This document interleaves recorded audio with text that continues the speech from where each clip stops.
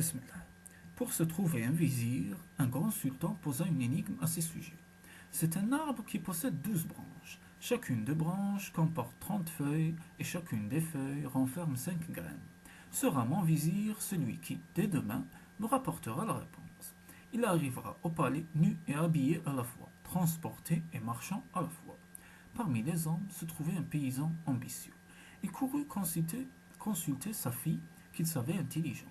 Sans hésiter, lui dévoila la solution.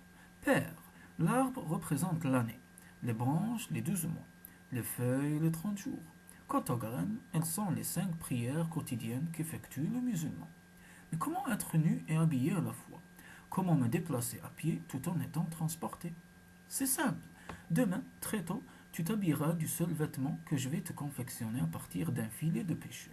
Tu seras donc à la fois habillé et nu. Ensuite, tu n'auras qu'à monter sur notre jeune baudet. Comme tu as de longues jambes, elles toucheront le sol. Tu seras donc à pied et à dos d'âne. À l'aube, le paysan triompha et le sultan, qui appréciait son intelligence, en fit son vizir. Ainsi, le nouveau vizir gouverna grâce à l'aide discrète de sa fille. Mais avec le temps, le sultan, qui était un homme d'esprit, eut un doute à son sujet. Un jour, il l'interrogea. Voilà un moment que je t'observe. Tes solutions, bien qu'efficaces, ne me semblent pas être le fruit d'une intelligence masculine. Éclaire-moi par la vérité et tu seras pardonné. Si je découvre que tu m'as menti, je te ferai couper la tête. Le vizir, confus, avoua. Sire, je vous demande pardon. C'est ma fille unique qui me conseille. Le monarque, qui n'avait pas trouvé la femme de ses rêves, lui pardonna et lui demanda la main de sa fille. Cette dernière accepta, mais le sultan exigea d'elle de ne jamais intervenir dans les affaires du royaume sans y être invitée. Elle en fit serment. Le temps s'écoula dans l'harmonie et le respect des convenances, jusqu'au jour où un verdict injuste rendu par le sultan suscita le courroux de la jeune femme. Un pauvre paysan se trouvait dépossédé de son ânon par un riche marchand qui prétendait que cet ânon était né de sa mule. Or, le sultan avait donné raison au marchand, bien que chacun sût que les mules sont stériles. Le paysan débouté, l'air attristé, quittait le palais quand la sultane l'interpella de sa fenêtre. Eh, homme de bien, approche, je vais t'aider à récupérer ton animal. Intrigué, le paysan écouta attentivement le conseil qu'elle lui souffla. Et le sourire aux lèvres, il s'en retourna dans la salle d'audience et demanda la parole. Sire, j'ai oublié de vous signaler un autre étrange phénomène, dont j'ai été témoin. Lequel? Parle vite. Un banc de poissons paissait dans le champ du marchand. Des poissons qui paissent, tu te moques de moi? Ô grand sultan, pourquoi ne pas admettre que tout peut arriver à l'époque où les mules mettent bas?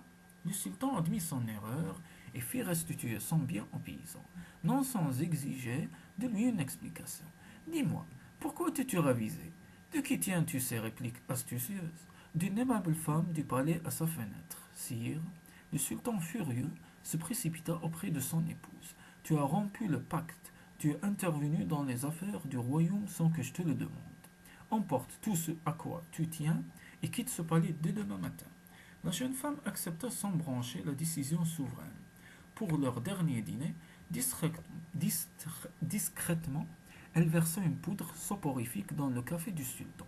Dès qu'il sombra dans un sommeil profond, elle l'enferma dans un coffre et l'emporta avec elle. Le lendemain, lorsque le sultan ouvrit les yeux, il fulmina. Que fais-tu encore à mes côtés? Ne t'ai-je pas ordonné de t'en aller? Mais où suis-je? Elle répondit d'une voix tendre. Mon seigneur, je suis parti, et tu as bien précisé que je pouvais emporter avec moi tout ce à quoi je tenais. N'est-ce pas? Et comme tu es mon bien le plus précieux, c'est toi que j'ai emporté. Le sultan, désarmé, ne put retenir un sourire affectueux. Il dit alors avec douceur, mon épouse, je dois admettre que tu es vraiment subtile et sage. Je te décharge désormais de ton serment, car tes conseils me sont les plus précieux. Retournons chez nous à présent.